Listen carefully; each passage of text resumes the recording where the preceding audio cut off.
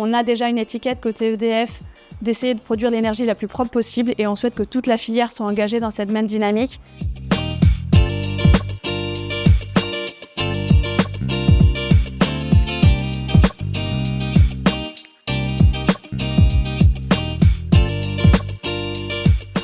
Je suis ingénieur acheteur au sein de la direction supply chain du groupe EDF et j'appuie l'ensemble d'ingénierie hydraulique, thermique et nucléaire pour renforcer leurs équipes et récupérer des compétences d'ingénieurs.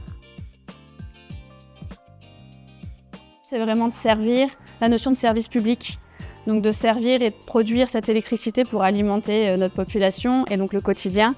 Et donc du coup, il y a une fierté d'appartenance au groupe EDF. Dans toutes mes activités ou mes différentes fonctions, j'apprécie avoir cette réactivité d'action, de pouvoir mesurer aussi mon implication au quotidien dans le travail et de servir un client selon ses besoins et ses attentes.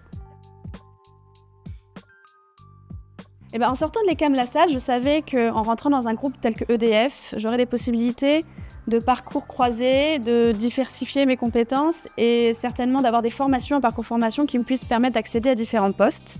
Et c'est effectivement le cas. J'ai commencé sur du terrain, sur du chantier. Je suis ensuite allée en centre d'ingénierie. Aujourd'hui, je fais des achats. Alors aujourd'hui, c'est encore plus facile que précédemment de le mesurer, comme je fais des achats responsables.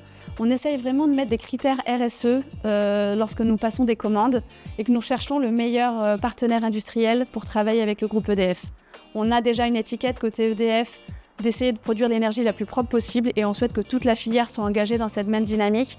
Donc c'est assez cohérent de la retrouver dans notre notion d'achat responsable, éthique et sociétal. Mon premier conseil sera l'humilité.